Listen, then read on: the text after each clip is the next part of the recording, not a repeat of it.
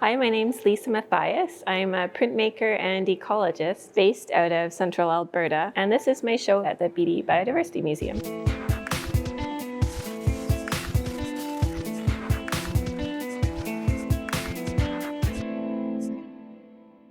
So when I make a large piece like the one I'm standing beside here, I usually do brush and ink drawing on top of a big piece of plywood. Usually I'm using birch plywood or maple, something that's a strong enough hardwood to keep some detail with the carving, but soft enough that it's not too hard for me to carve with my woodcut tools.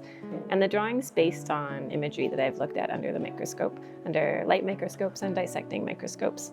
In this case, I was studying a lot of sphagnum mosses, different bryophytes, and then I'd blow things up to much larger than life scale. Once I had a bit of an idea of what I wanted to draw, then I would use a bunch of small handheld carving tools to kind of step 2 of the drawing process, do a bunch of carving. I might spend 50 or 60 hours carving a large piece of plywood like I used for this print behind me. Once I'm done carving, I make a thin palette of oil-based ink, and I roll that out on an ink slab, and I transfer that ink onto the surface of the plywood. And the ink only sits on top of the places that I haven't carved.